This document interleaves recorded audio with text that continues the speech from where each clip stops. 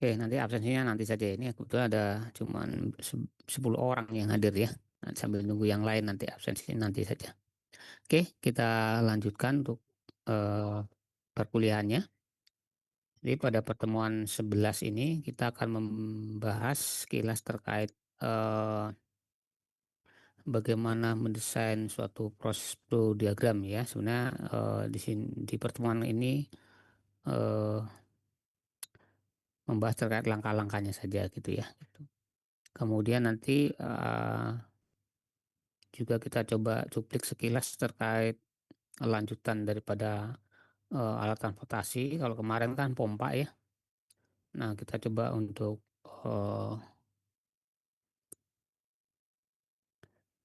apa namanya bel conveyor misalkan begitu ya gitu.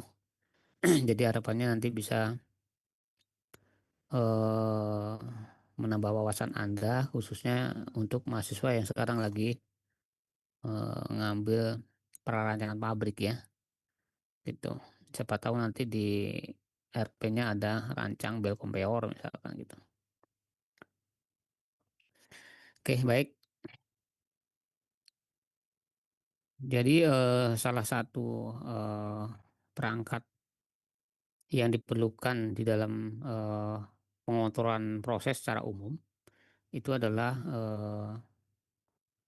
memerlukan yang namanya PNID. Nah, untuk menghasilkan suatu PNID yang detail itu tidak serta-merta bisa langsung dibuat begitu ya. Jadi ada beberapa tahapan yang harus dilakukan gitu ya sebelum fiksasi untuk pembuatan PNID-nya begitu ya. Nah, biasanya sebelum dibuat PNID, biasanya kita membuat dulu yang namanya proses flow diagram. Ya, proses flow diagram ini itu juga bermanfaat gitu ya untuk apa namanya eh, menjaga stabilitas pemahaman daripada karyawan secara umum gitu ya. Karena kan seringkali itu karyawan itu karena mungkin apa namanya eh, jenuh gitu ya, kemudian sudah lama begitu ya, suka lupa konsep-konsep dasarnya itu. Nah, itu kita bisa merefresh lagi pemahaman mereka dengan menggunakan proses flow diagram gitu ya, dijelaskan unit satu dengan yang lainnya secara sederhana begitu ya gitu. Nah, itu bisa menggunakan proses flow diagram.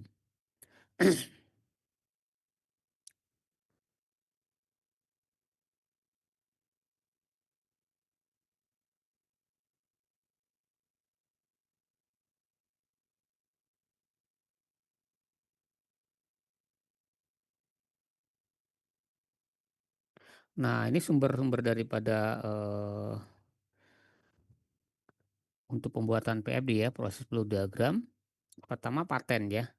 Nah, kalau paten ini seringkali memang sudah ada untuk apa namanya informasi awal yang kita bisa acu untuk pembuatan PFD-nya biasanya. Biasanya karena sudah ada blok diagram biasanya ya. Proses blok diagramnya sudah ada biasanya. Nah, kemudian ada lagi jurnal ya. Nah, kalau di jurnal ini memang jarang tersedia blok diagramnya. Makanya kita harus uraikan dulu deskripsi yang ada di dalam jurnal dalam bentuk blok diagram. Ya, seperti itu. Kemudian textbook. Di textbook seringkali tersedia informasi yang lebih detail kadang-kadang ya.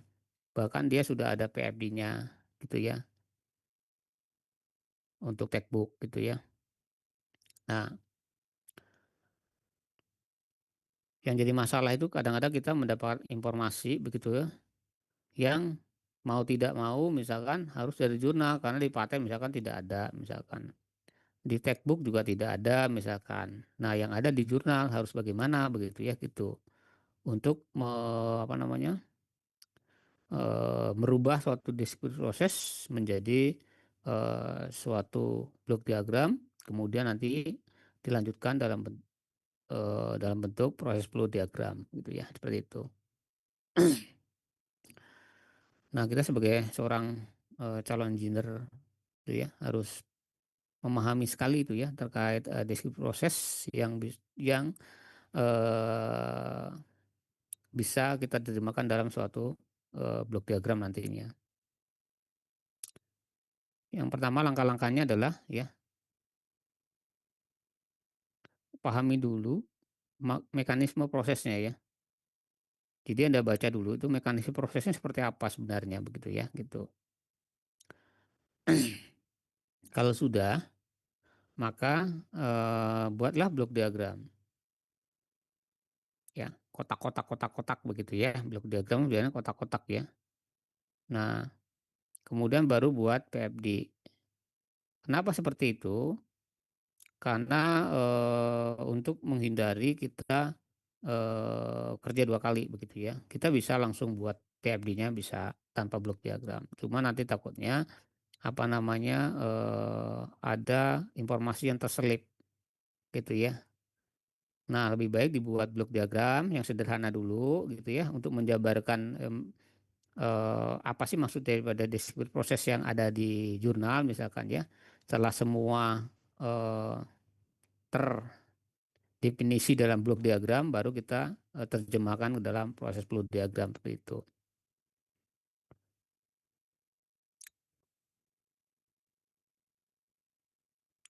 Nah, ini contoh ya, contoh yang saya ambil dari jurnal begitu ya. Karena tadi saya sudah jelaskan bahwa untuk di paten biasanya suka seringkali sudah ada, di textbook juga seringkali juga sudah ada begitu ya. Nah, misalkan ada informasi dari jurnal begitu ya. Karena tidak menutup kemungkinan kadang-kadang data atau proses yang kita inginkan ketika skripsi itu justru diperoleh dari jurnal begitu ya gitu. Nah, pertama Anda bisa langsung ke bagian metode penelitiannya kalau jurnal ya. Nah, Anda langsung menuju ke bagian hmm, bahan dan materialnya begitu ya. Jadi untuk proses tersebut itu memerlukan material apa saja ya. Kemudian kalau misalkan ada konsentrasi tertentu misalkan di situ diinformasikan misalkan etanol yang dipakai pada penelitian ini adalah misalkan 99,5% misalkan ya. Nah, realitas di lapangan ternyata kalau 99,5% itu untuk grade misalkan grade analisis. Nah, itu kan tidak memungkinkan ya kalau untuk misalkan dipakai untuk skala industri itu harganya mahal sekali. Nah, ternyata etanol yang tersedia di apa namanya? Di pasaran itu misalkan hanya 96. Nah, kita bisa terjemahkan itu yang awal 99, sekian persen sementara di pasaran 96. Berarti di situ ada proses pemurnian dahulu gitu ya. Dari 96 dimurnikan menjadi 99% misalkan begitu. Jadi kita bisa terjemahkan ke sana. Nah, itu yang pertama kita menuju dulu ke bahan dan materialnya. Kita harus jeli di sini, dianya fasenya fase apa, kemudian kemurniannya berapa, begitu ya, gitu. Karena itu kaitannya dengan proses preparasi nantinya. Kemudian katalis.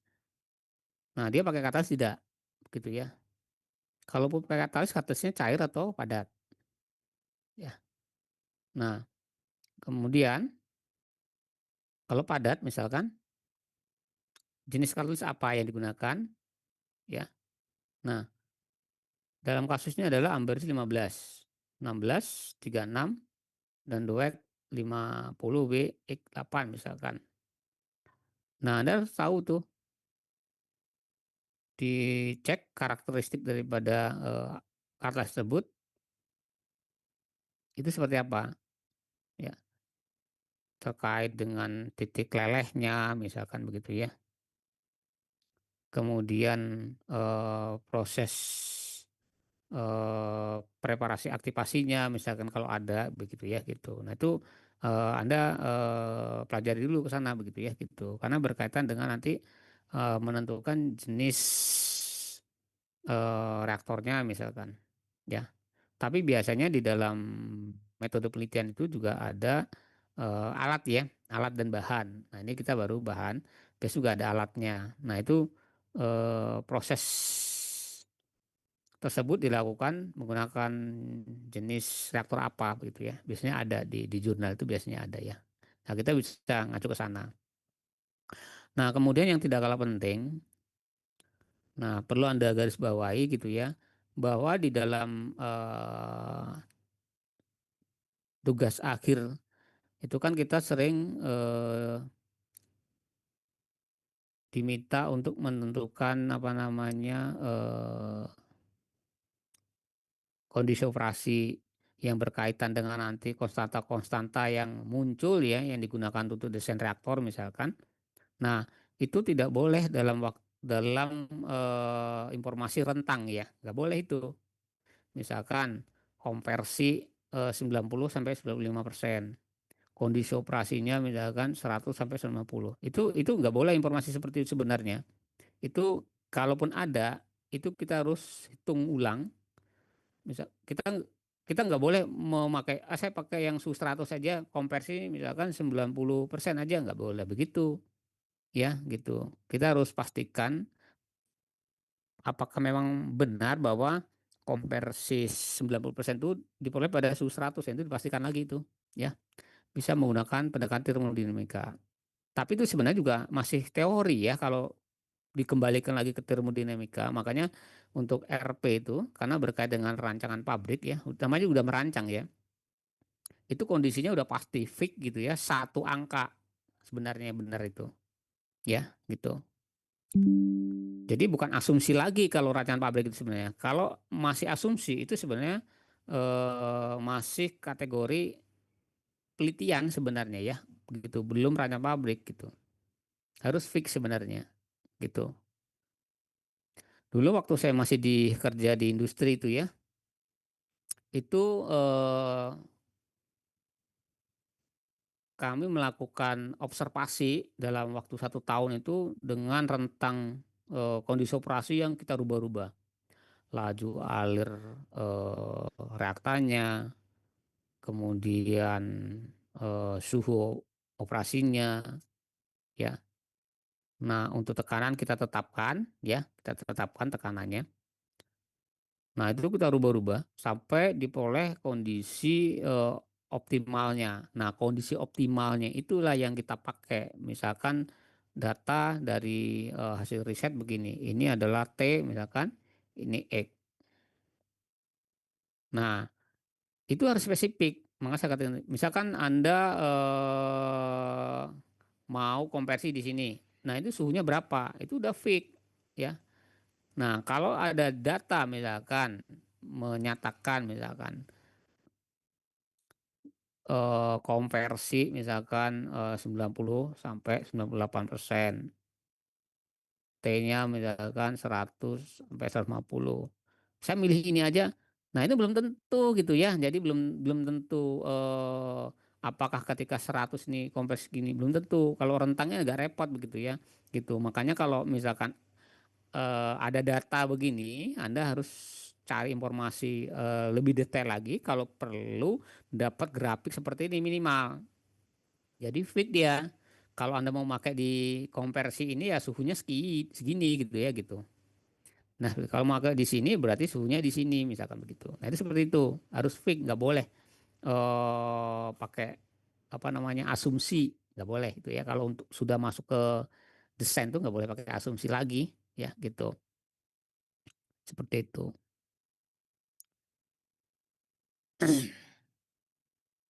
Nah, kemudian di sini juga disebutkan bahwa katalis misalkan sebelum dipakai itu misalkan dicuci dulu pakai air misalkan air demin yang pasti ya ini. kemudian disaring, kemudian dikeringkan dan open pada suhu 50 Celcius. Nah, terkait informasi ini, yang ini ya, kita bisa apa namanya, bisa akomodir proses ini. Artinya kita masukkan ke dalam unit preparasi proses atau tidak usah gitu. Karena ini sifatnya kan kadang-kadang ya, yang notabene juga dipakai sekali misalkan ketika katalis itu mau disuplai ke reaktor ya. Kan kadang-kadang kalau kita beli misalkan kayak katalis ini kan berapa ton gitu ya. Nah, kita treatment itu kan di unit khusus gitu ya. Nah, habis itu kering udah kita masukkan ke reaktor gitu ya gitu. Nah, kalau sifatnya bukan proses berkelanjutan dan kontinu, itu sebaiknya proses ini tidak perlu dimasukkan ke dalam proses utama begitu ya gitu.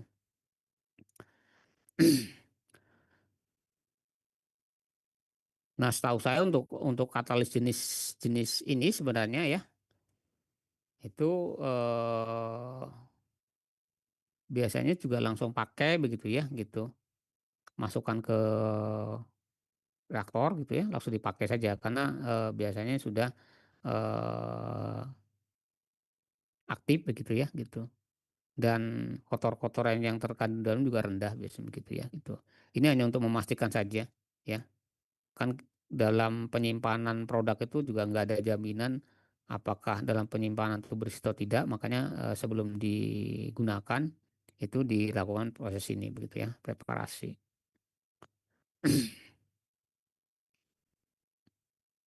Nah, kalau sudah kemudian, nah kita eh, lanjut untuk prosedur prosesnya begitu ya gitu. Nah, biasanya juga di metode penelitian ya, di prosedur prosesnya seperti apa begitu ya. Nah, di sini sebutkan bahwa dicampur dulu etanol 400 gram begitu ya. Kemudian eh, dia dicampur dengan 889 gram asam asetat anhidrat misalkan ya seperti itu. Kemudian setelah itu diaduk begitu ya. Nah, setelah diaduk kemudian ditambahkan resin misalkan ya. Nah, 5% berat gitu ya. Kemudian volume reaktornya di sini juga 2 liter ya. Bukan, bukan. Ini taruh oh ini oh iya volume reaktor 2 liter dengan jenis jaket begitu ya. Reaksinya temperatur ruangan, kemudian selama reaksi 4 jam, namanya reaksi 4 jam ya. Dan seterusnya Anda baca di sini semua prosesnya ya. Nah, setelah itu baru kita bisa buat blok diagramnya seperti ini. Jadi dari ini tadi kita terjemahkan ke dalam bentuk blok diagram. Ya, gitu. Kita kotak-kotak aja dulu. Kotak, kotak, kotak, kotak begitu ya. Gitu. Jadi merubah deskripsi dari jurnal kita rubah ke dalam bentuk blok diagram seperti ini ya. Nah, seperti ini. Jadi kita buat seperti ini supaya juga mempermudah kita kerja untuk mendeskripsikan proses tadi. Kemudian juga nggak capek-capek kan, cuman kotak-kotak-kotak gitu. Kalau ada yang salah ya tinggal dicoret aja gitu ya gitu. Beda kalau langsung dibuat proses flow diagram itu kalau salah ya agak repot karena itu kan kalau proses flow diagram itu sudah berbentuk alat ya. Misalkan reaktor, jaket, itu udah berbentuk reaktor, bentuk jaket begitu ya. Beda kalau blok diagram masih misalkan reaksi satu atau replikasi satu atau reaktor satu misalkan. Replikasi satu misalkan ya. Kemudian diseparasi. Nah, kemudian keluar produknya adalah stat. Nanti diseparasi masih ada sisa apa namanya asam statnya dimasukkan butanol ya. Diseparasi lagi dapat butyl stat. Ini produk sampainya air misalkan. Itu lebih mudah gitu ya dibandingkan langsung ke PFD. Makanya langkah paling sederhana dari suatu deskripsi proses adalah dibuat blok diagram dulu. Ya, gitu. Di sketsa pakai bolpen misalkan lebih gampang kan. Z gitu ya, gitu. Nah, kemudian kalau sudah ya Kalau sudah, kita perlu informasi dasar teorinya, gitu ya. Karena di sini tidak dijelaskan hanya misalkan, bentar-bentar ya.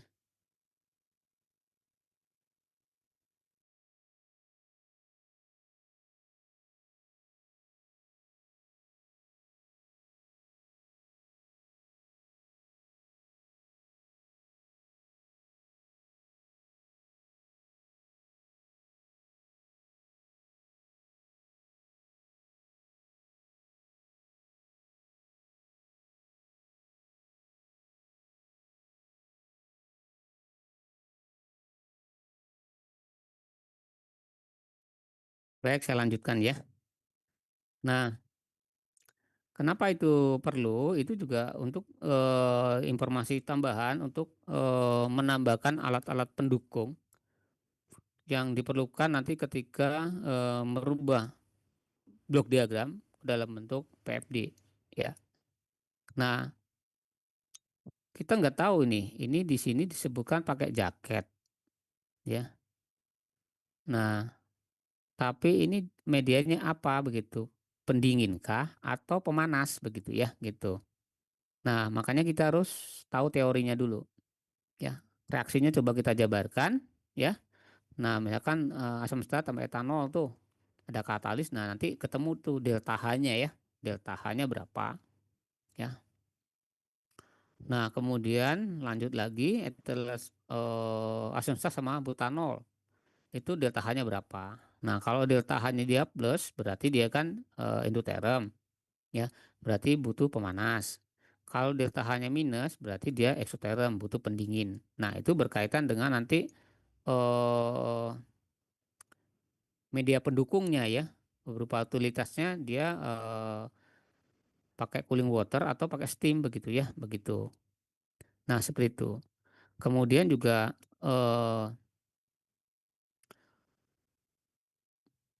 perlu teori lebih dalam lagi. Nah, di sini misalkan katalis yang dipakai adalah katalis padat, misalkan ya, gitu. Nah, walaupun dalam dalam apa namanya penentuan PFD juga kurang kurang begitu apa namanya eh, berdampak langsung begitu ya. Tetapi itu sangat diperlukan nanti ketika operasional sebenarnya. Misalkan katalis padat itu cenderung reaksi heterogen misalkan ya. Nah, itu kan di situ terjadi proses difusi dan reaksi. Nah, syarat untuk reaktan bisa bereaksi itu harus bertemu dulu berinteraksi lah ya. Nah, supaya bila berinteraksi itu harus mendifusi dulu begitu ya. Ini katalis, ini ada reaktan A, reaktan B. Nah, ini ketemunya di sini. Nah, ini dari sini ke sini itu butuh namanya difusi. Reaksi terjadi di sini, ketemu di sini kan reaksi. Nah, ke sana lagi namanya difusi lagi ya gitu ya. Yang ke sini namanya absorpsi, yang sini namanya desorpsi kan begitu ya. Itu kan difusi juga gitu ya. Nah, itu kita harus paham gitu ya gitu. Ini kalau ini berkaitan dengan operasional sebenarnya. Harus paham nanti pengoperasional gimana gitu ya gitu. Supaya misalkan untuk menaikkan konversi itu apa yang harus dilakukan gitu ya. Suhukah yang perlu dinaikkan atau laju alir reaktannya atau konsentrasi reaktannya yang perlu dinaikkan supaya lebih efektif dan efisien serta ekonomis prosesnya gitu ya gitu. Kalau itu berkaitan dengan kondisi operasi secara langsung gitu ya. Kalau untuk penentuan penentuan blok diagram tidak. Nah, kemudian yang tidak kalah penting juga karakteristik ya sifat bahan juga berpengaruh begitu ya. Makanya di dalam rancangan pabrik itu biasanya juga disuruh munculkan begitu ya sifat sifat bahan yang terlibat di dalamnya baik itu reaktan maupun produk ya. Misalkan titik didihnya berapa ya, titik lelehnya berapa ya. Kemudian dia korosif atau tidak, ya. Kemudian mudah terbakar atau tidak. Itu perlu dimunculkan di dalam lembar khusus ketika melakukan desain begitu ya, gitu. Kenapa itu perlu dimunculkan? Itu nanti berkaitan dengan apa namanya, penentuan alat pendukung juga begitu ya, gitu. Misalkan dia kondisi cair misalkan. Titik didihnya misalkan 100 dengan kondisi reaktor misalkan 150 misalkan. Berarti harus berapa fase kan? Nah, itu harus ada namanya vaporasi misalkan begitu. Dan seterusnya ya. Kemudian misalkan bahannya korosif, materialnya yang cocok apa begitu ya. Seperti itu. Nah, kalau terkait itu biasanya sudah masuk ke ranah PFD sebenarnya. Nanti dilanjut dengan PNID. Nah, kalau dalam blok diagram hanya dibuat aja jelas gitu ya, tanpa memperhitungkan materialnya apa begitu ya. Kemudian tanpa memperhitungkan dia volatil atau tidak. Yang penting dibuat aja blok diagram dulu ya. Prosesnya secara umum seperti apa nanti dijabarkan dengan informasi-informasi tadi berbentuk PFD begitu ya. Gitu. Nah, sudah.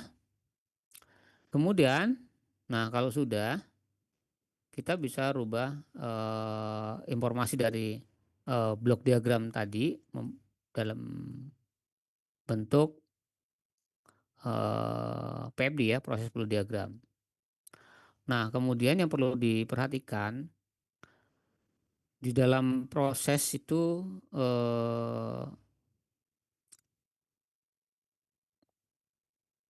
seringkali melibatkan alat-alat yang cukup banyak dan kompleks begitu ya, gitu. Sehingga untuk mempermudah operasional ya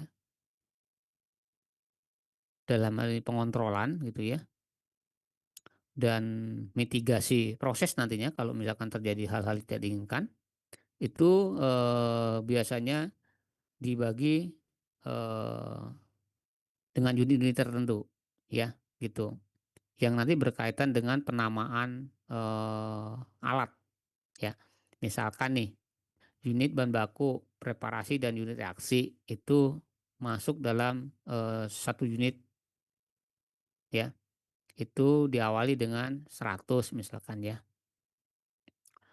Misalkan untuk unit separasi ya, berarti setelah keluar dari reaktor itu dinamai dengan awalan 200 ya. Kemudian unit produk misalkan di situ berisi tangki-tangki produk ya, baik itu produk utama maupun produk samping yang bisa dijual nantinya itu diawali dengan 300 misalkan. Kemudian unit utilitas diawali dengan 400. Kenapa itu penting begitu ya? Karena realitas di lapangan itu ketika operasional itu eh, suaranya berisik sekali ya, sangat berisik sekali begitu ya, gitu. Kadang-kadang dari pihak control room itu ya menyebutkan pengeras gitu ya. Kadang-kadang juga bisa keliru itu ya gitu. Penangkapan telinga kita sebagai misalkan kita yang lagi di lapangan misalkan diminta oleh orang control room misalkan tolong dicek misalkan alat T110 misalkan. Nah, kalau misal Anda tidak apa namanya eh, dibuat seperti ini, itu kita bisa runut dari bahan baku sampai utilitas begitu ya. 110 itu di mana ya letaknya ya gitu misalkan. Apakah di utilitas apa di daerah destilasi ya atau malah di daerah area reaksi begitu ya gitu. Nah, Anda harus runut itu. Bagi yang sudah puluhan tahun bekerja sih nggak ada masalah ya, tapi kalau buat yang baru-baru begitu masih bingung begitu ya. Itu kalau kalau terdengar jelas, kadang-kadang terdengar samar-samar gitu. 110 atau 101 tadi ya gitu ya. Nah, itu kan agak membingungkan makanya dibuatlah penamaan awalan yang berbeda untuk mempermudah operasional begitu ya gitu. Nah ini sih sebenarnya nggak kaku ya gitu. Tapi ini aturan internasional ini penamaan ini ya. Jadi dibagi per unit ini aturan internasional. Tapi ini nggak kaku, nggak harus misalkan bagi unit tes 400 nggak ya. Bagian unit bahan baku preparasi unit reaksi di awal 100 enggak. Itu nggak kaku ya. Misalkan Anda maunya bahan baku awalan 100, preparasi 200, misalkan reaksi 300 ya. Kemudian separasi 400, unit produk 500, unit 600 nggak apa-apa gitu ya. Nggak ada masalah itu ya. Itu nggak kaku nggak ya gitu. Cuman ini apa namanya cara umum itu dianjurkan itu dibuat seperti ini begitu ya gitu. Jangan dibuat misalkan tangki 101, tangki nanti 102, nanti destilasi 101 lagi, destilasi 102 lagi. Nanti begitu dipanggil, saya tadi suruh ke tangki terus ke destilasi ya. Kok 101 ada dua, ada tangki, ada destilasi. Nah, ini membingungkan begitu ya gitu. Nah, seperti itu.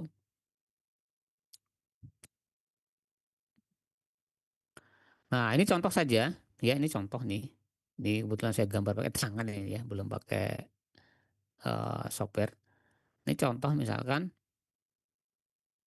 tadi saya menerjemahkan dari ini ya, dari sini saja, sekilas saja dari sini.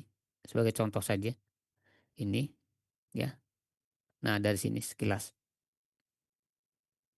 yang sudah diterjemahkan dalam bentuk blok diagram ini ya, gitu. Blok diagram seperti ini. Saya terjemahkan ini saya ngambil ngambil ini aja ya, bagian reaksi satu saja ini. Bagian yang ini saja. Karena yang contoh ya, bagian reaksi yang ini. Kalau di blok diagramnya berarti bagian yang ini ya. Nah, ini bagian yang ini. Nah, ini.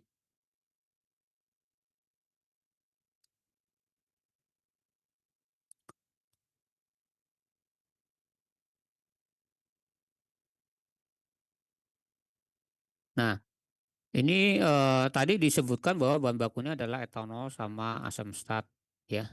Nah, dia juga disebut tidak menyebutkan perubahan fase, berarti tidak ada di situ alat evaporasi berarti ya. Nah, ini contohnya misalkan eh, ar- area reaksi berarti ya, area reaksi. Nah, itu saya kasih awalan 100 berarti ya. Nah, ini ada tangki 101.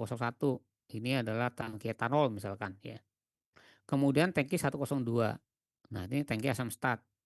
Nah, untuk memindahkan bahan baku dari tangki ke reaktor itu perlu alat transportasi kan. Nah, dalam ini adalah pompa. Nah, penamaan pompa ini itu harus menginduk ke alat utamanya ini ya. Tangki 101, maka pompanya 101 juga. Ini tangki 102, pompanya 102 juga. Kenapa hal ini terjadi? Dilakukan itu sangat penting karena nanti tidak kalau tidak dikonsistenkan seperti ini itu juga membingungkan ya. Jumlah tangki itu banyak sekali ya, bisa ratusan gitu ya di pabrik itu. Nah, kalau misalkan dikasih nomor 101, 102, nanti di sini ada lagi 103 nggak sesuai dengan alat utama. Ini membingungkan kalau misalkan eh, orang kontrol lu diminta suruh ngecek, tolong dong ke pompa 103, itu sebelah mana ya 103 ya gitu. Nah, itu membingungkan. Makanya yang paling mudah adalah alat pendukung itu menginduk penamanya pada alat utamanya ya. Nah, ini A dan B berarti ada dua pompa ini ya. Pompa 101A, yang standby misalkan pompa 101B misalkan. Nah, seperti itu ya. Jadi eh, diusahakan harus dua pompa minimal ya gitu. Kenapa? Untuk menghindari kalau terjadi hal-hal yang tidak diinginkan. Misalnya pompa A rusak tiba-tiba, maka kita bisa jalan ke pompa B. Nah, ini kejadian waktu saya kerja itu pompanya satu semua karena memang itu sebenarnya boleh dikatakan pilot plan sih sebenarnya ya, bukan pabrik yang sudah atau memang perusahaan yang notabene akan didirikan tetap di Indonesia, waktu itu enggak, karena waktu itu memang sudah berupa pabrik ya, 50.000 ton per tahun kapasitasnya. Tapi rencananya itu memang nanti kalau sudah sukses, dia akan memperbesar di Cina waktu itu. Makanya alatnya satu-satu semua. Pompa satu gitu ya. Pokoknya semua satu gitu ya. Nah, ketika ada masalah pusing gitu ya. Aduh, ini gimana ini? Mau mematikan ini memperbaiki yang A. Ini kalau di stop reaktornya otomatis stop. Shutdown otomatis kan? Gitu. Nah, akhirnya repot sendiri begitu ya. Misalkan pompanya ini mati gitu ya, yang ini pompa etanolnya mati. Nah, kadang-kadang kita harus kita koneksi ini kita lepas interkoneksi ini ya. Kita ada namanya pompa diafragma pump yang digerakkan oleh udara begitu ya. Nah, kita konek ke sini, nah kita konek lagi, kita sambungkan ke sini. Nah, itu ribet gitu ya, buka pasang begitu ya gitu. Belum butuh waktu, butuh tenaga begitu ya gitu. Butuh preparasi, harus drain, harus flushing dan seterusnya gitu ya. Nah, itu agak repot gitu ya gitu. Makanya harus dua ya minimal. Nah, kemudian di sini ya, udah pompa. Nah, di sini di situ disebutkan ada jaket ya dan ada proses pengadukan. Berarti kita pasang pengaduk, nah ini motor nih. Nah, motor ini juga dikasih nama. Kalau misalkan di dalam proses itu ada banyak motor terlibat. Misalkan di reaktor satu ada motor, reaktor 2 ada motor nantinya kan. Misalkan di proses yang lain ada blending, ada motornya juga misalkan ya gitu. Nah, itu sebaiknya motor dikasih nama juga sesuai dengan induknya juga. Nah, ini tadi tangki 101, tangki 102. Nah, R reaktor ya. Bisa 101 ya, bisa dilanjutkan juga tidak apa-apa ya gitu. Nah, kalau tempat saya kerja dulu ini dia tidak dilanjutkan. Ini tangki 101, tangki 102. Nah, ini ada R101 yang identik dengan reaktor. Jadi eh, TK itu identik dengan tangki ya. R itu identik dengan reaktor gitu ya. M itu identik dengan motornya ini. Nah, motor kasih nama M101 ya gitu. Nah, ini kalau ada reaktornya ada dua A dan B berarti ya M motornya ada dua kan, A dan B juga gitu ya. M101 misalkan. Kemudian nanti selepas itu misalkan dikeluarkan, kemudian nanti dimasuk dalam reaktor 2 misalkan ya. Nah, di sini tadi ada butanol sebenarnya kurang ini ya. Dicampur lagi direaksikan di sini misalkan ini jadi R102 misalkan ya, ya seperti itu ya. Nah, itu dan seterusnya. Nah, kemudian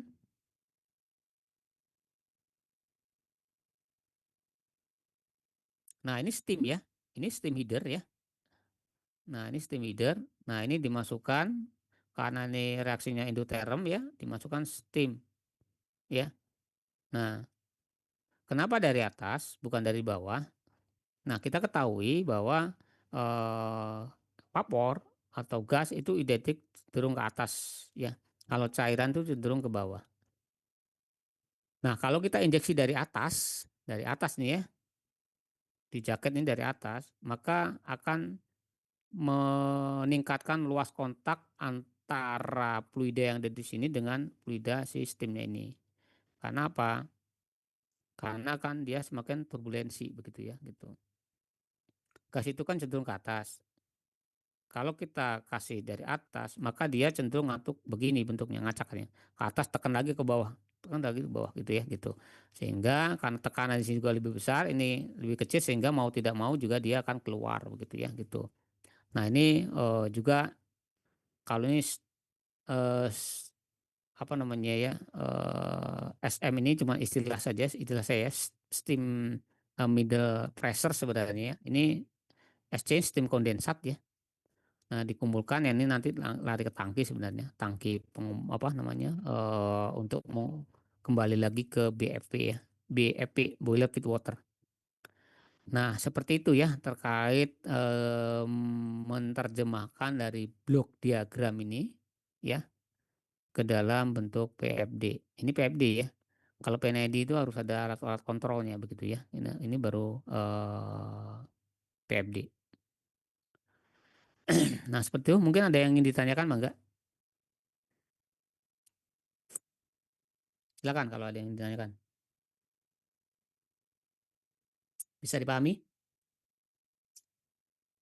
Bisa, Pak. Oke, baik.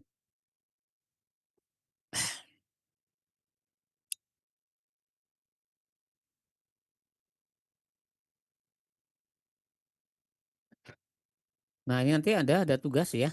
Ada tugas mencari jurnal ya, jurnal saja, jangan jangan paten. Kalau di paten sudah ada juga. Tujuannya ini adalah untuk meningkatkan kemampuan Anda dalam menerjemahkan suatu deskripsi proses ke dalam bentuk PFD. Ya, makanya jurnal saja yang diambil sebagai sumbernya, jangan paten mau textbook. Kalau textbook sudah ada, jurnal juga sudah ada ya. Jadi berbasis jurnal saja. Jadi jurnal sudah ada, paten apa textbook sudah ada, paten juga sudah ada begitu ya. Jadi Anda berbasis jurnal saja. Ya, nanti diterjemahkan ke dalam proses flow diagram. Jadi Anda buat dulu blok diagramnya, kemudian diterjemahkan dalam proses flow diagramnya. Ya, penamaannya dikaitkan dengan unit-unit tadi ya untuk mempermudah eh, penggunaan nanti untuk proses kontrol ya dan operasional secara umum ya. Seperti itu. Oke, itu terkait dengan apa namanya PFD ya. Kemudian terkait dengan apa yang tadi saya katakan eh, menghitung pil kompeor, ini saya ambil dari YouTube saja ya. Ini saya ambil dari sumber kuliah dosen lain sebenarnya. Jadi saya belum sempat buat juga. Tapi secara prinsip bagus penjabarannya ya. Makanya saya share ke Anda bisa untuk menambah wawasan Anda khususnya yang lagi rancangan pabrik ya.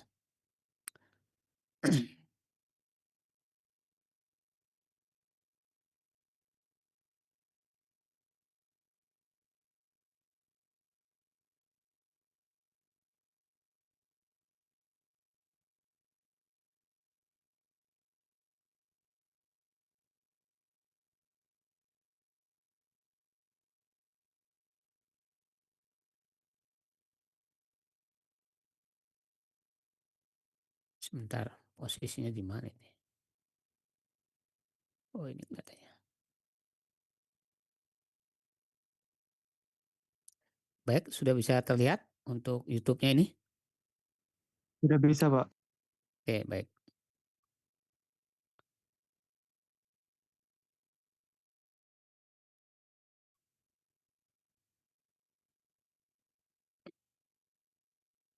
Ini saya ambil dari ini ya, dari mata kuliah Teknik Mesin UGM ya. Jadi teknik mesin sama teknik kimia itu sebenarnya hampir-hampir mirip ya, berkaitan dengan peralatan-peralatan tuh hampir apa ada irisannya lah sebenarnya gitu.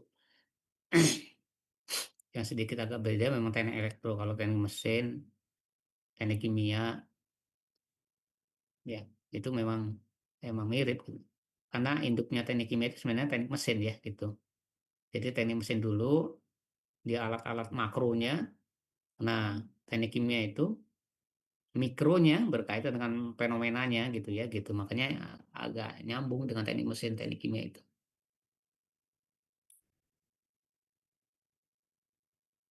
Scientific Procol Ultima, the first ever growing up milk in Indonesia. Semua bisa jadi hebat. Ini grup satu tujuan. Mereka lagi butuh. Order kopi yuk. Oke, bismillahirrahmanirrahim.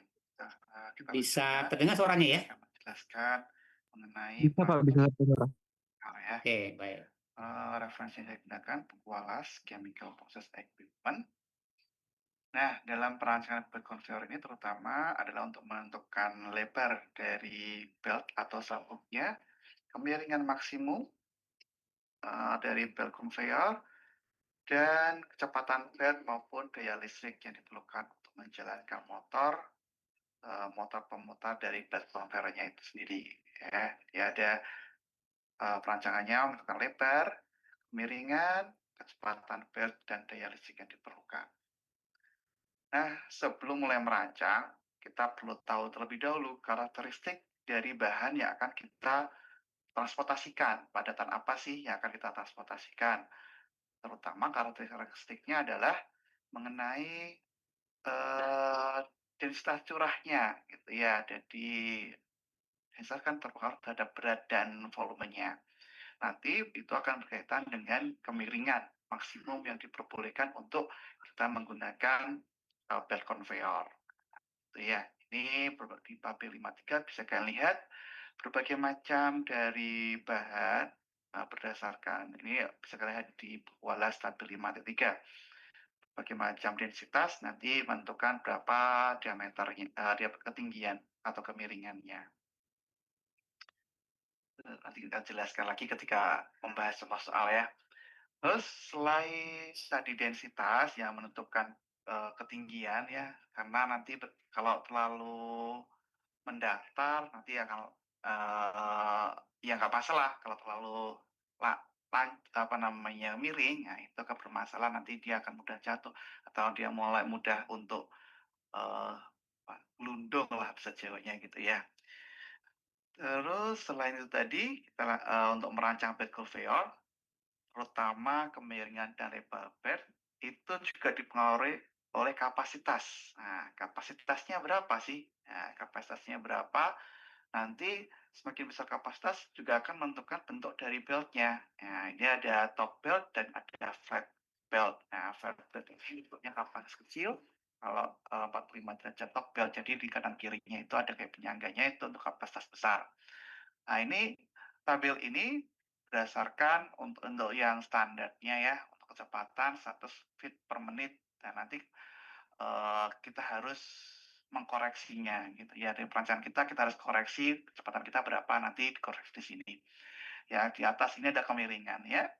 Yang di kolom sebelah kiri ini adalah dari lebar dari beltnya. Yang tengah ini adalah kapasitasnya dalam ton per menit. Terus kemudian setelah itu juga diperlukan juga kecepatan maksimum. Nah, kecepatan maksimum dari beltnya itu. Jadi kalau beltnya terlalu cepat, dia bisa terlempar kan ya, nanti bahannya bisa terlalu terlempar. Tapi kalau beltnya terlalu pelan, nanti akan menumpuk di bagian hulu tuh. Nah, jadi kapasitas yang kita inginkan nggak tercapai. Nah, maka nanti harus perlu rekomendasi dari cepat. Oke, baik. Tadi sekilas dengan ini ya, apa namanya, terkait dengan bahannya. Nah, bahannya itu nanti mempengaruhi ini ya, kemiringan, kecepatan begitu ya. Di situ kan tadi ada, densitas bahan ya. Nah gitu. Kemudian juga, tadi di tabel juga disebutkan di sini ya, saya ulangi lagi. Nah ini saya jelaskan sekilas ya. Nah ini ada material yang di-handle itu apa sih materialnya gitu ya. Nah di Walas ini sudah disediakan. Misalkan untuk alumina itu densitasnya berapa ya, masanya per kubik fitnya berapa begitu ya. Nah itu nanti, berkaitan dengan kecepatan maksimumnya gitu ya gitu, nggak boleh lebih dari itu gitu. Kalau menghandle misalkan, alum nih ya, dengan densitasnya ini, itu, apa namanya, sorry alumina ya densitasnya ini misalkan, itu ya kecepatannya, udah ditentukan jangan lebih dari itu gitu ya. Tadi sudah disebutkan kalau terlalu cepat dia terlempar begitu ya gitu. Kalau terlalu lambat, ya nanti, apa namanya, antara curah dengan, kecepatannya tidak sinkron nanti numpuk di tengah begitu ya, seperti itu. Nah, kemudian juga di sini juga, nah ini sebutkan, di sini ada yang sifatnya tuh tadi ada yang flat ya, flat itu yang lurus begini. Nah, Ini kalau kita lihat, ini sudutnya dia yang ini dari 0 artinya datar ya, sampai sudut 30, maksudnya begini ya, yang ini maksudnya begini. Kan kadang-kadang kita mentransfer ini misalkan traktor, kita bahan di sini. Nah ini. Nah ini sudutnya ini itu maksimal 30 derajat celcius, jangan lebih dari itu, nggak bakal jalan nanti dia. Ya, gitu. Nah, kalau misalkan terlalu tinggi ya jangan pakai bel kemeor, mungkin pakai mmm, pakai elevator itu ya. Nah, itu beda lagi begitu ya. Kalau terlalu tinggi nggak bisa dia gitu. Ya. Nah, ini kebetulan untuk bahan ini sampai sudut 30. Mungkin kalau misalkan sudut lebih dari itu ya kita cari informasi yang lain apakah untuk bahan A misalkan bisa nggak sampai sudut di atas 30 begitu ya. Itu kita perlu cari informasi yang lain. Ini kebetulan berbasis buku Wallace kebetulan ya. Yang dijelaskan sampai sudut 30 kebetulan. Nah, kalau kita lihat di sini dia yang model yang bersudut ini itu bisa dengan kapasitas besar ya, tapi kecil juga bisa, nggak ada masalah gitu ya, gitu. Kalaupun misalkan kapasitas kecil misalkan mau pakai ini nggak ada masalah, lebih bagus begitu ya, gitu. Tapi lagi-lagi yang namanya, desainnya lebih kompleks itu harganya juga lebih mahal otomatis berkaitan dengan uang sebenarnya gitu. Anda lihat kalau sini 27 ya kapasitasnya apa, ya, eee, di sini juga ada yang 27 di sini ya, ada nggak ada masalah. Jadi itu berkaitan dengan ekonomis sebenarnya, tapi yang secara umum untuk yang jenis ini itu bisa digunakan untuk kapasitas yang besar, ya gitu. Di atas 731 begitu ya gitu.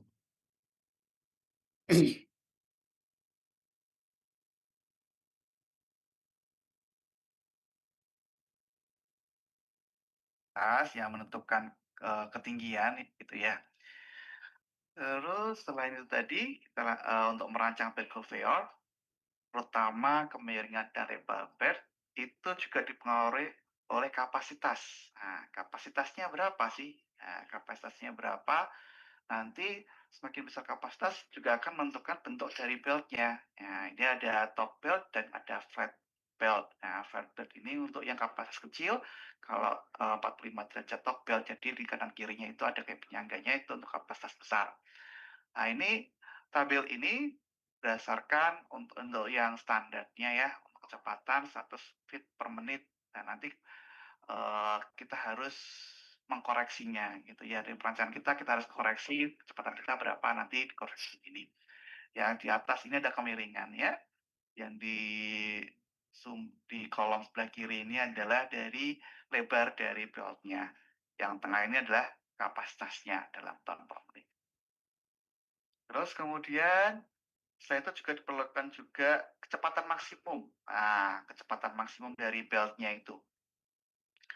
Jadi kalau beltnya terlalu cepat, dia bisa terlempar kan ya, nanti bannya bisa terlalu terlempar. Tapi kalau beltnya terlalu pelan, nanti akan menumpuk di bagian hulu tuh. Nah, jadi kapasitas yang kita inginkan nggak tercapai. Nah, maka nanti harus perlu eh, rekomendasi dari kecepatannya itu berapa sih kecepatan dari beltnya untuk jalan. Nah, ya itu nanti tergantung dari jenisnya, jenis dari bahannya dan lebar dari beltnya itu sendiri. Nah, itu ya tadi udah kita bahas apa namanya jenis bahan terhadap kemiringan, kemudian terhadap kapasitas, kemudian terhadap kecepatan.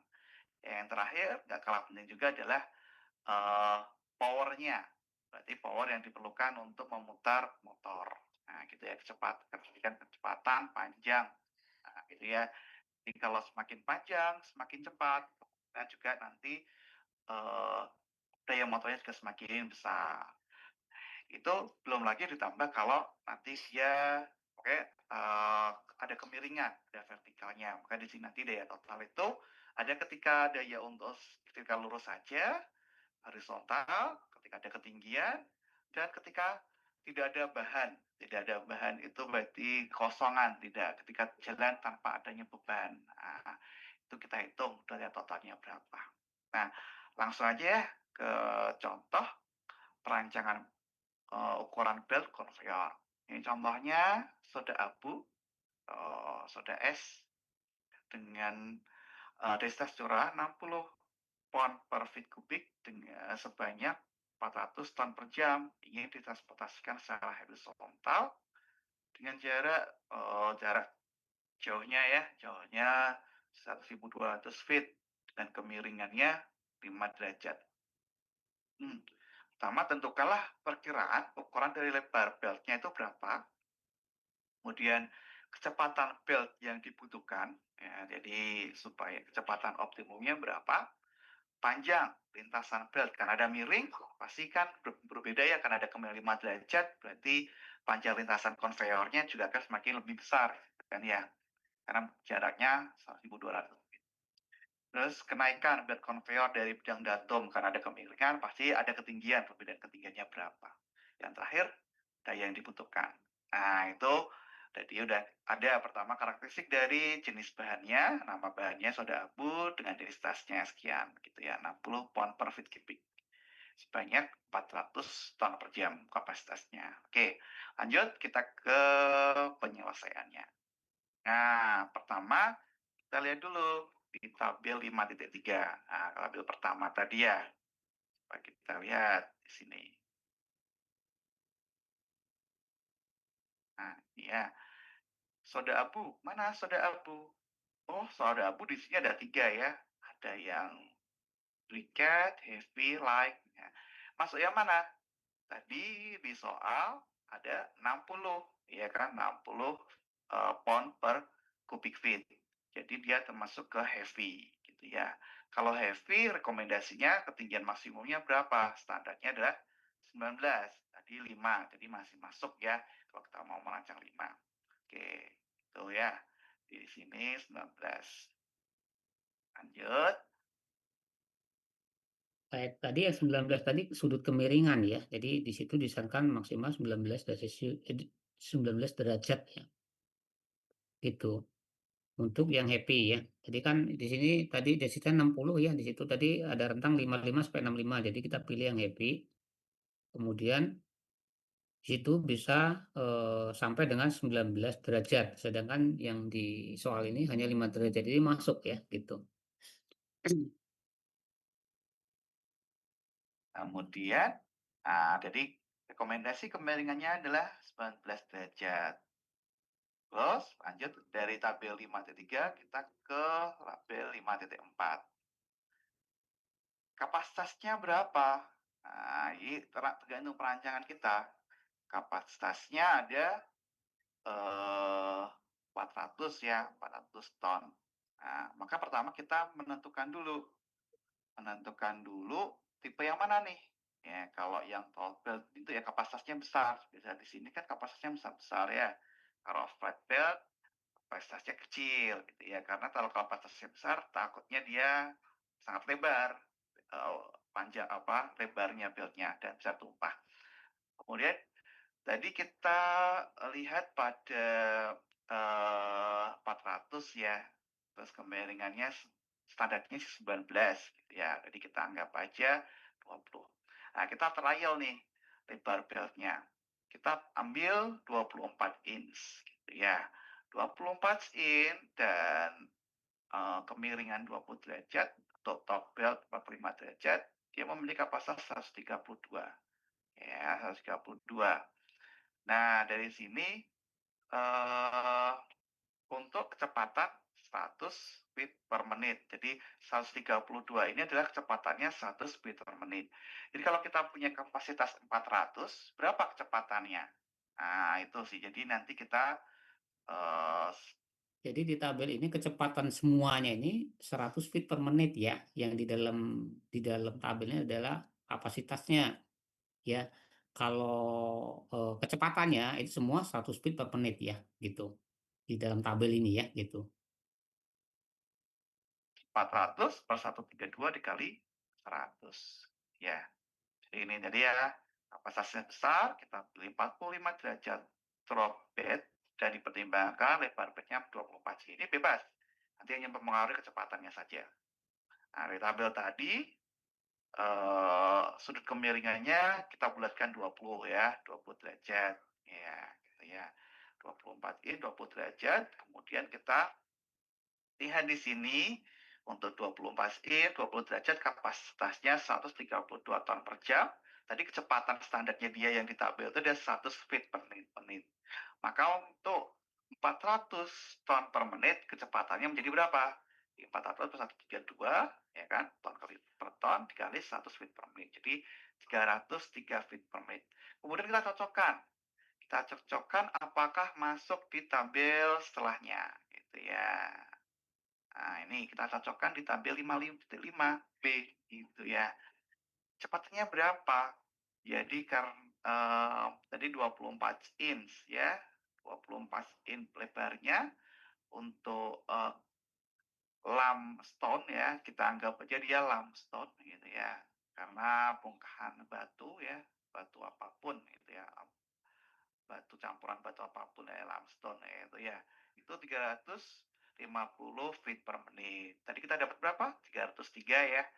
303 feet per menit. Jadi masih masuk direkomendasikan. Nah, itu kalau tidak masuk kayak gimana? Berarti kan harus ubah lagi tadi di diameter dari lebar dari beltnya. Maka tadi kita akan trial ya. Kenapa kita trial? Pertama kita ambil 24 in. Nah, itu untuk trial pertama. Kalau misalnya kalian mengambil 48, masuk nggak kecepatannya?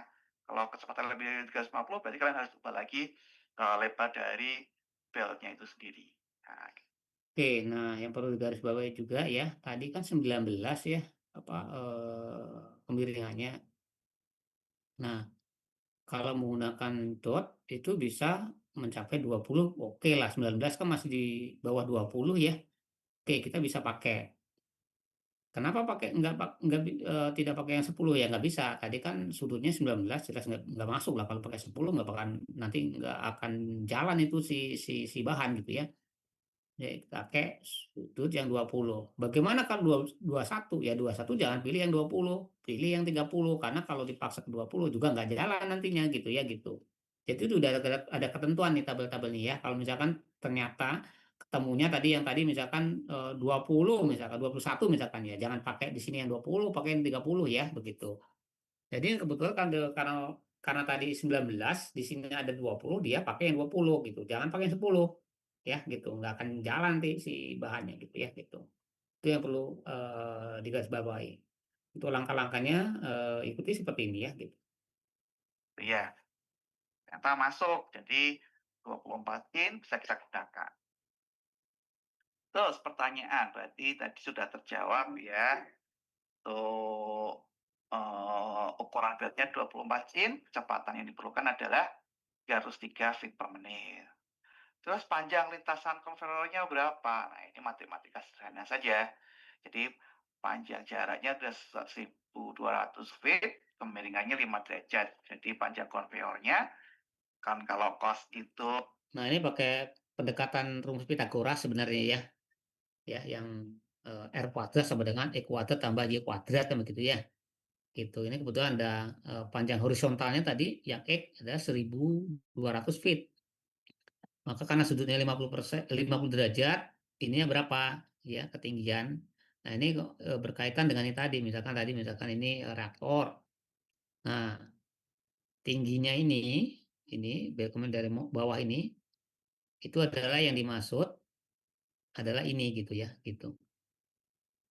Kemudian panjangnya ini yang dimaksud adalah ini ya, gitu. Misalkan ini reaktor di sini dimasukkan. Nah, ini motornya di sini jaraknya 120, tingginya adalah umpan atas, panjangnya berapa gitu ya gitu. Panjang bednya itu berapa begitu.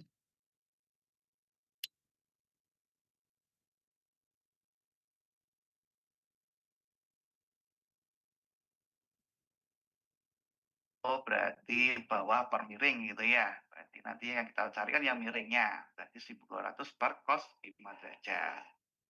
Kalau ketinggiannya gimana? Berarti tangen kan. Tangen itu kan depan per Tangan itu kan pendek JX ya bawahnya. gitu. Ya, jadi nanti Kalau kos 1.200 itu kan per tangen 5 derajat. Kemudian eh ketinggiannya 105 X feet. per R ya. ya. Tuh, jadi kejawab juga ya pertanyaan nomor C dan D. Kemudian daya yang dibutuhkan. Nah, ini ada 3, berarti kita ada 3 daya. Daya ketika dia horizontal, daya ketika dia vertikal, dan daya ketika tanpa ada beban. Nah, daya horizontal ini tadi bisa kalian lihat tadi ya rumusnya. Ini dipengaruhi oleh panjang lintasan horizontal, hanya bagian horizontalnya saja, gitu ya, dan kapasitasnya. Nah, mana tadi? Nah, ini ya. Jadi horizontal itu dipengaruhi oleh panjang lintasan horizontal, dan kapasitasnya 80 per jam. Kalau vertikal dipengaruhi oleh ketinggian. Nah, ketinggian dengan kapasitasnya. Nah, kemudian yang terakhir adalah ketika kosong. Ketika kosong itu, karena di grafik ini HP-nya, ya, HP-nya itu ketika kecepatannya 100 feet per menit, gitu ya. Nah, kecepatan ini dipengaruhi oleh kecepatan belt dan apa tapi namanya lebar, lebar dari beltnya itu sendiri, ya gitu ya. Jadi pengaruh panjang dipengaruhi oleh panjang dari konveyornya, dipengaruhi oleh lebar dari konveyornya. Jadi semakin panjang dan semakin lebar, maka daya konsumsinya juga akan semakin besar, gitu ya. Makanya tadi kita harus optimasi kecepatannya, kita optimasi lebarnya. Nah, tadi berapa? Lebar yang kita gunakan adalah 24 inch ya. Terus panjang konveyor berarti yang diperkos tadi ya, yang miringnya itu adalah 1200 berapa 5 kalau nggak salah ya. Dari sini terus tarik ke sini ke 24 dan tarik ke sana. Didapatlah sekitar 3 ya. Nah, Oke, begitu ya. Jadi intinya dari contoh soal itu tadi ya. Jadi menggunakan soda abu dengan densitas 60 tadi itu ya. Itu kecepatan yang maksimal yang diizinkan itu adalah 303 feet per menit. Ya, jangan lebih dari itu. Kalau kita udah tahu desainnya maksimal itu jangan dijalankan lebih dari itu. Nanti akan terlempar begitu ya. Nah, kemudian eh,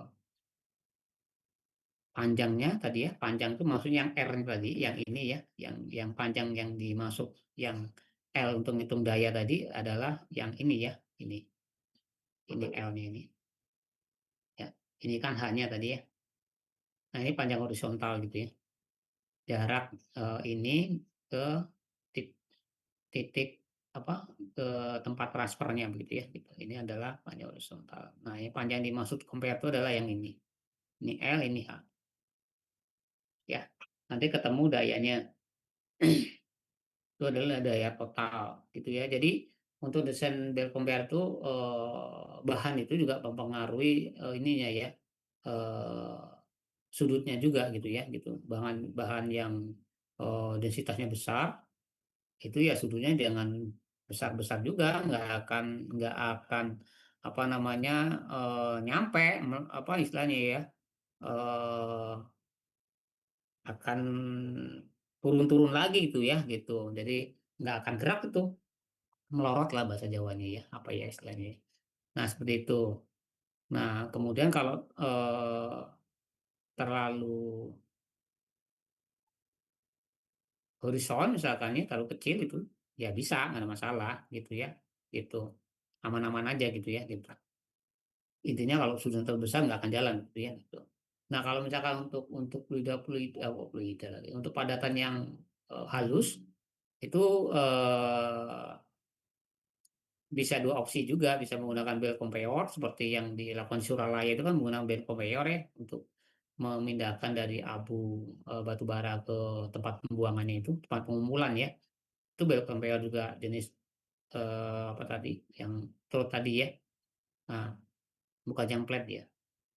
Nah, kalau yang misalkan sekaligus untuk proses pencampuran biasanya ya, ada kan zat A, zat B sama-sama padatan mau dicampur sekalian misalkan ya. ada proses mixing biasanya pakai screw kompeor gitu ya. Nah, di YouTube-nya Pak Joko Wali ini juga ada diberi contoh untuk screw kompeor ya. Kalau misalkan Anda kebetulan ketik RP-nya ada yang desain screw kompeor, tinggal lihat aja detail kalau situ ya. Oke, mungkin ada yang ditanyakan terkait dengan bel kompeor ini. Bapak izin bertanya.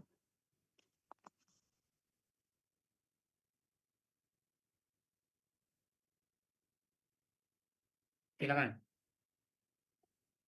Baik Pak, punten. Eh dari soalnya itu kan ada kemiringan 5 derajat ya Pak. Itu Hmm. saya sebenarnya masih agak bingung. Itu tuh kemiringan dari si tumpukan padatan itu, kemiringan di tumpukan itu kan ada kayak ngebentuk kemiringan gitu. Atau kemiringan si konveyornya ketika dia pengen menanjak ke suatu ke tempat yang lebih tinggi. Misalkan dari tempat yang rendah ke tempat yang lebih tinggi gitu biar masuk ke dalam reaktor gitu. Itu sebenarnya kemiringannya kemiringan yang mana Pak? Oke, misalkan nih ya, misalkan ini reaktornya ini misalkan ya, reaktor, nah bahan bakunya padat nih kebetulan, ya. Nah, misalkan Anda mau pasang ini di sini, kompernya misalkan ya. Nah, berarti kan harus transfer ke atas kan atau ya. Nah, ini Iya. ada jarak ke sini X misalkan ya, ini X jarak dari reaktor ke feednya si apa namanya kompeor. Nah, ini ke sana. Nah, kalau kita ngacu ke rumus Pitagoras, ini kan berarti ini X, ya, ini Y, ini R. Berarti R kuadrat itu sama dengan X kuadrat tambah Y kuadrat. Ya kan, gitu ya. Nah, kemudian, nah, kalau Anda nggak tahu ini sudutnya berapa ya, kalau misalkan jaraknya, misalkan, nggak, misalnya misalkan ini 2 meter, misalkan. Ini 2 meter jaraknya. Nah, ini sedangkan ini tingginya 5 meter. Ya, misalkan nih, misalkan. Berarti sudutnya berapa ini? Hmm, Berarti 60 tangen, mungkin Pak. tangen jangan mungkin. Nanti Oh, dulu. Tangen, tangen itu apa? Y per X ya? X per Y, sorry, X per Y ya. Tangen itu X per oh, Y kalau tidak salah. Nah, X-nya itu 2 per 5. Nah, 2 per 5 ini, itu kalau dijadikan tangen berapa? Misalkan ya, misal nanti dihitung pakai inilah. Nah, itu misalkan sudutnya ketemu 10 derajat misalkan ya, 10 derajat, sorry, oh, Celcius, 10 derajat. Nah, jadi ketika Anda menempatkan si pit umpan kompeor itu dengan jarak 2 meter, tinggi 5 meter itu adalah sudutnya 10 derajat. Nah, sedangkan misalkan persyaratannya nggak boleh 10 derajat, harus 5 derajat. Gimana caranya? Ya, maka caranya ini kan nggak mungkin dipendekkan, ini kan alat utama, nggak mungkin dipendekkan. Kalau ini udah ini fix, ini nggak bisa diganggu gugat. Yang ini yang Anda bisa rubah-rubah adalah X-nya itu gimana iya, caranya? X-nya diperpendek Pak. Jadi kemiringannya Bukan X-nya diperpendek, itu diperpanjang. diperpanjang Pak, Ya, diperpanjang. Jadi diperpanjang sudutnya gitu itu maksudnya ya. lebih rendah. Gitu, paham berarti ya. Paham Pak? Ya, gitu yang dimaksud dengan kemiringan 5 derajat itu maksudnya gitu, 5 derajat di sini ya, gitu, bisa dipahami ya, gitu. Bisa Pak, cukup. Terima kasih Pak. Ada lagi yang ditanyakan?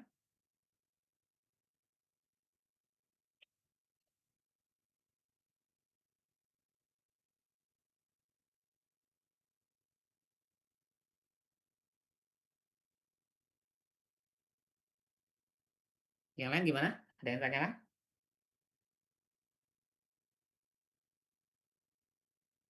Baik, kalau tidak ada, saya cukup sekian ya. Nanti ya dikerjakan terkait blok diagram dan PFD saja. Ini hanya tambahan saja. Ya. Nanti saya cari informasi lain terkait desain kompresor kalau memungkinkan ya, nanti lihat. Tujuannya adalah untuk ya untuk refresh saja karena ini kebetulan rata-rata ini semester berapa nih yang ikut kuliah ini? Saya semester 6, Pak. Semester 6. Berarti belum RP ya, belum ambil RP toh? Belum, Ada Pak. yang di atas semester 6, semester 8 ada? Saya Pak, Berapa orang? 2 Pak sama Randy. Oh, 2 orang aja ya. Oke, ya mungkin kepake lah. 3 Pak sama Dava. Kenapa? Sama-sama satu lagi? Dava. Oh, udah Pak. Ya, Pak tahu nanti kepake ya buat rancangan pabriknya. Kalau yang buat semester 6 ya nanti buat persiapan semester 7 kan udah masuk pendaftaran rancangan pabrik semester 7 ya. Itu. Sekarang itu seperti yang penting kita tuh rajin-rajin buka-buka informasi dari di YouTube mau pakai AI gitu ya. Kalau AI itu memang harus dikonfirmasi ulang menggunakan sumber aslinya, menggunakan textbook gitu ya. Sebenarnya kalau misalkan mau belajar yang jelas sudah tervalidasi ya pakai YouTube yang hasil pengajaran dosen-dosen kini itu sudah tervalidasi daripada menggunakan AI gitu ya gitu. Ya itu hanya pembuka informasi awal saja dan itu nanti kita validasi pakai buku. Jadi jangan pernah menggunakan informasi AI 100% ya itu pembodohan sebenarnya bikin bikin otak kita tumpul sebenarnya gitu ya. Jadi AI itu hanya membantu saja misalkan mau nulis apa begitu ya, bahas apa begitu ya itu untuk daripada kita nulis dari awal capek-capek kita ketik aja perintahkan AI itu membantu kita menulis. Habis itu kita cek lagi benar nggak sih ini statementnya ini kalau salah ya kita coret, kita perbaiki gitu ya gitu. Jadi kontrolnya itu ada di manusianya, jangan Anda percaya 100% begitu ya, gitu terkait dengan AI itu. Karena kalau kita apa-apa pakai AI, apa-apa pakai AI, otak kita nggak bekerja gitu, tumpul itu ya. Nanti dampaknya ketika Anda bekerja itu akhirnya ketika nanti ada wawancara ditanya ini pusing Anda nggak ngerti apa-apa karena membiasakan ketika dulu masih kuliah semuanya pakai AI itu. Dan itu nggak bagus gitu ya gitu. Kemarin juga ada pelatihan untuk dosen-dosen itu memanfaatkan AI itu. Di situ diberikan contoh bagaimana menggunakan AI secara maksimal begitu ya. Tapi saya pikir kalau semuanya berbasis AI ya otak saya jadi bodoh kalau ditumpul begini ya. Saya pikir di dalam hati saya begitu ya gitu. Makanya kemarin ketika saya paham maksudnya ya udahlah nggak saya lanjut ikut sampai selesai karena saya pikir ya buat informasi awal saja sih. Kalau untuk lanjutan saya juga nggak apa namanya nggak tertarik untuk menggunakannya 100% gitu ya karena itu tadi membuat otak kita tumpul nggak bisa berpikir maksimal ya seperti itu. Oke, nanti ada tugas ya terkait yang di slide tadi ya. Kalau ini nggak usah lah ini buat ini aja apa namanya materi tambahan saja.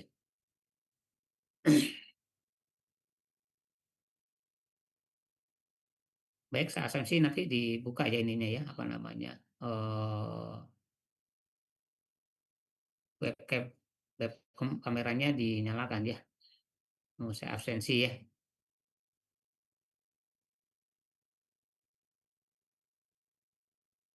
Oke, Muhammad Rakan ada. Hadir Pak.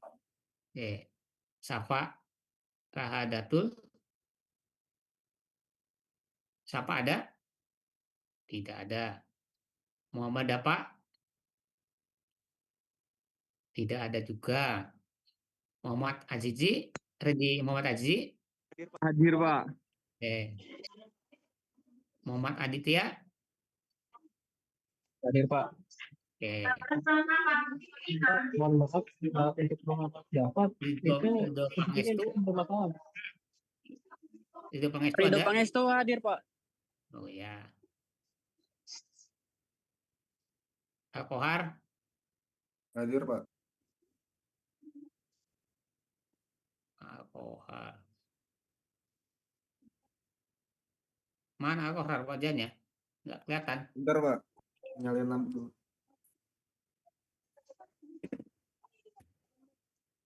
Oke, baik. Naila? Hadir, Pak. Oke.